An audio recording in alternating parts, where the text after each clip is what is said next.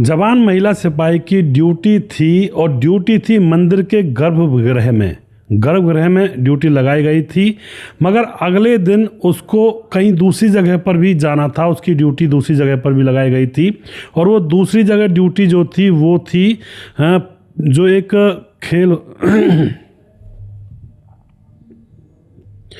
दोस्तों, जवान महिला की जो कि सिपाही थी उसकी ड्यूटी मंदिर के गर्भगृह में लगाई गई थी और अगले दिन मेले के अंदर उसकी ड्यूटी लगनी थी।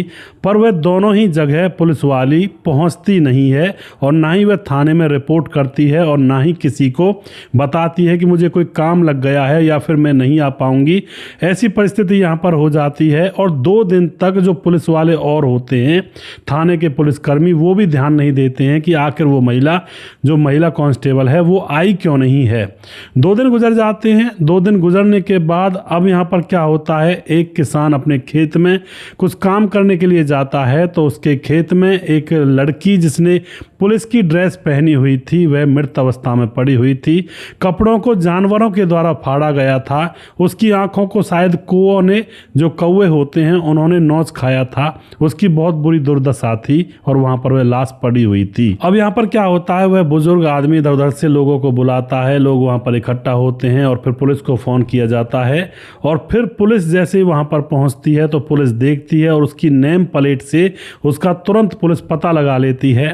नेम प्लेट से पता लगाने के बाद पुलिस यही सोचती है कि आखिर यह हादसा हुआ कैसे। इस महिला पुलिस वाली के साथ इतनी वहशियत, इतनी दरिंदगी, जो आंखों को भी जानवरों ने यानी कि पक्षियों ने निकाल कर खा लिया, इसके साथ ऐसी दुर्दशा आखिर क्यों हुई थी, क्या इसके पीछे का कारण था, क्या मैटर था, इन सारी चीज़ों का पुलिस पता लगाना चाहती है। और फिर दोस्तों यहाँ पर क्या हुआ था, क्या सच्चाई निकली थी, इसकी जानकारी इस वीडियो के अंदर आप लोगों को मिलने वाली है। वीडियो को लास्ट तक ज़रूर देखा करें, क्योंकि इन वीडियोस को जब हम लास्ट तक देखते हैं तो हमें पता चलता है कि समाज के अंदर आखिर क्या क्या फैला हुआ है और किस तरह के लोग समाज के अंदर रहा करते हैं। नमस्कार, मैं हूं सुदेश कुमार और तिरछी बात चैनल में आपका स्वागत है।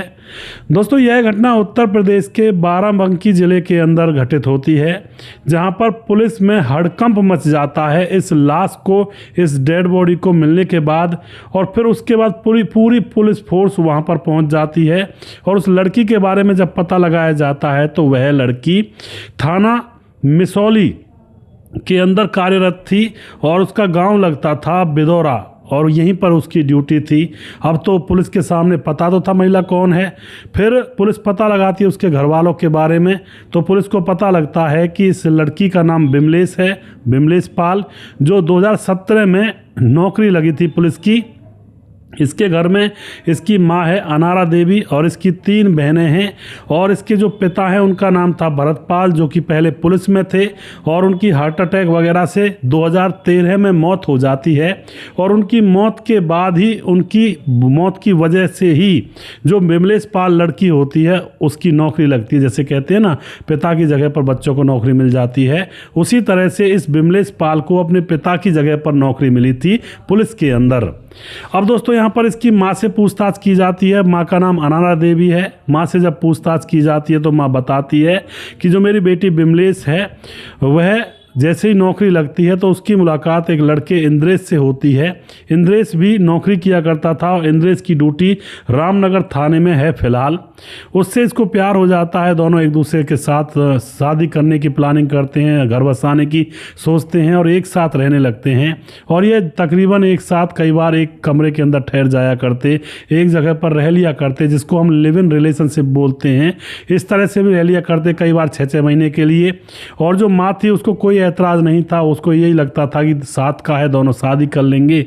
और इस तरह से 7 साल बीत जाते हैं। 7 साल गुजर जाते हैं। अब जो माँ होती है वह कहती है कि पिछले साल दोनों में विवाद भी हुआ था।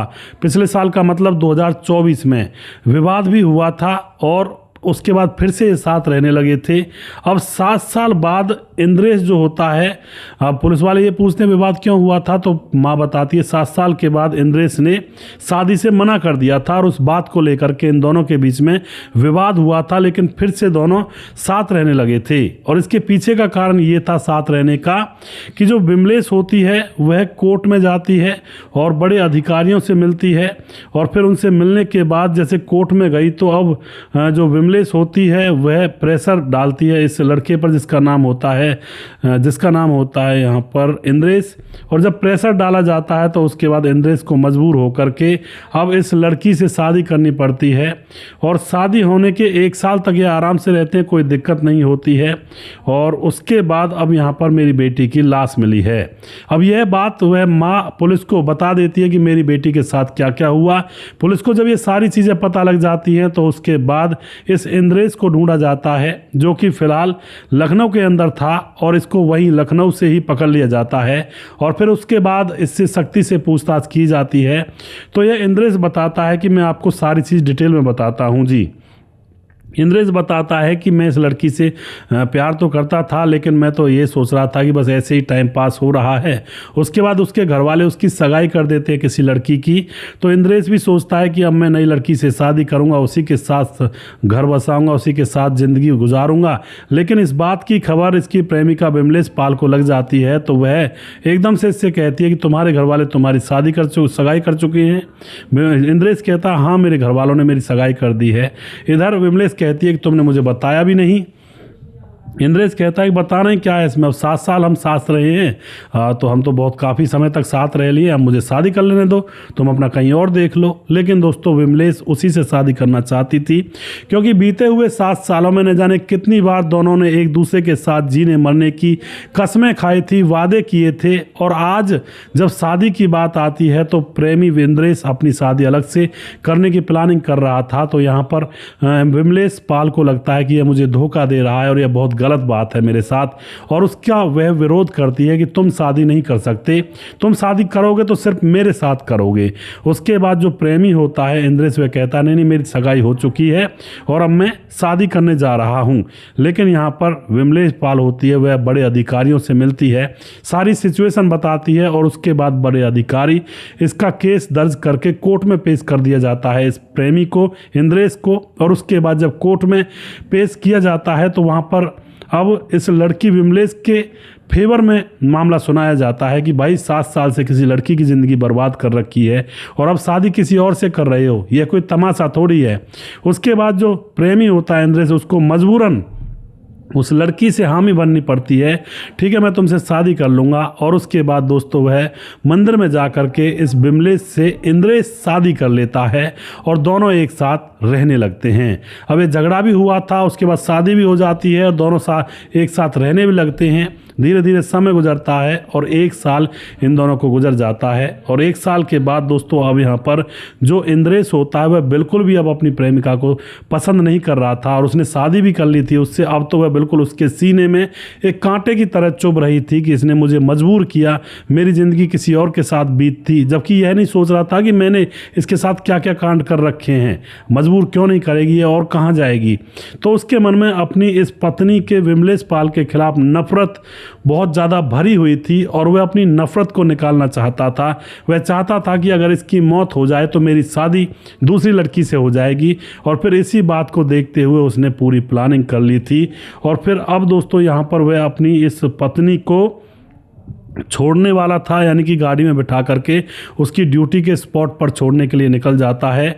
और 2025 की ये बात होती है और ड्यूटी पर ड्रॉप करने के लिए जैसे इसको ले जा रहा था तो अब रास्ते में विमलेश को पेशाब लगती है। तो वह गाड़ी रुकवा कर कहती है रुको मुझे पेशाब लग रही है।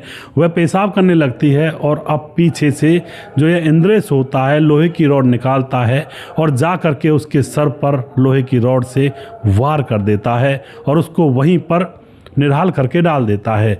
मैंने शुरुआत में बताया था कि अर्धनग्न पड़ी हुई थी क्योंकि वह पेशाब कर रही थी। उसके बाद उसे अपनी पैंट चढ़ाने का मौका भी नहीं मिला था, तो पैंट नीचे उतरा हुआ था और वह वहाँ पर मृत पड़ी हुई थी। और यह जो पति होता है यह वहाँ से फरार हो जाता है। इस तरह से विमलेश पाल को प्यार के बदले में मौत मिलती है दोस्तों। तभी मैं बार बार कहता हूँ कभी भी ऐसे अवैध रिश्तों में ना पड़ें, क्योंकि अवैध रिश्ते में पड़ने का मतलब है कि अपनी जान का खतरा मोल ले लेना, और ऐसा होता है, यह रियलिटी है दोस्तों।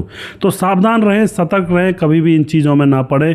ये चीज़ें बहुत ही खतरनाक और जानलेवा साबित होती हैं आजकल के दौर में, क्योंकि असली प्यार तो लोगों के बीच में रहा नहीं है। लोग एक दूसरे के साथ हवस और वासना पूरी करते हैं, और जब हवस और वासना पूरी हो जाती है तो उसके बाद या तो जान लेनी पड़ जाए किसी की तो जान लेने के लिए भी वो तैयार रहते हैं। इसीलिए दोस्तों सावधान रहें, सतर्क रहें।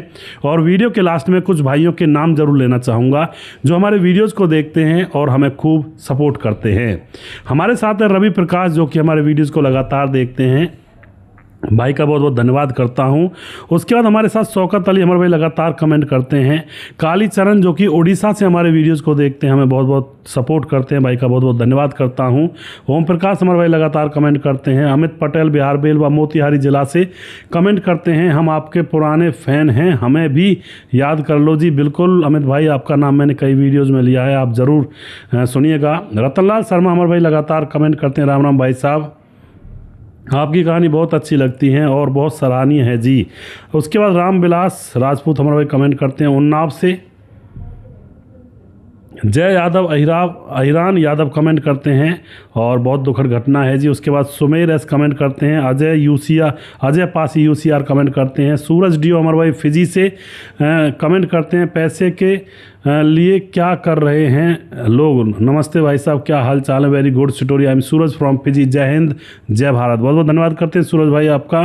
और उसके बाद पवन कुशवाहा कमेंट करते हैं, कुमार सोनू कमेंट करते हैं, रजत सैनी कमेंट करते हैं, उदय नारायण कमेंट करते हैं। और उसके बाद हमारे साथ दोबारा से कुमार सोनू, मोनू जैन कमेंट करते हैं, समाधान पाटिल जलगांव महाराज से कमेंट करते हैं, राम गोसाई हमारे भाई लगातार कमेंट करते हैं। उसके बाद राम मोहम्मद यासीन लाहौर पाकिस्तान से कमेंट करते हैं। राधेश्याम शर्मा श्री जयपुर राजस्थान से। राजकिशोर चौरसिया महाबलेश्वर महाराज से कमेंट करते हैं। छगनदास खारडाबांध राजस्थान से कमेंट करते हैं। दुर्योधन भाई लगातार कमेंट करते हैं। और उसके बाद हमारे साथ सुशील चौधरी हमारे भाई लगातार हमारे साथ बने रहते हैं। मुकेश कुमार यूपी 83 से लगातार हमारे साथ बने रहते हैं। जानकी गंगवार हमारी बहन लगातार हमारे वीडियोज़ पर कमेंट करती हैं। और उसके बाद छगनदास खारडाबांध राजस्थान से हैं। गुज्जर चिट्टी जीबी नगर यूपी 16 से हमारे भाई लगातार कमेंट करते हैं। दोस्तों जिस भाई का नाम रह गया उस भाई का नाम अगले वीडियो में ज़रूर लूँगा। अगला वीडियो बहुत जल्दी फिर से लेकर आऊँगा, तब तक आप देखते रहें। जय हिंद जय भारत।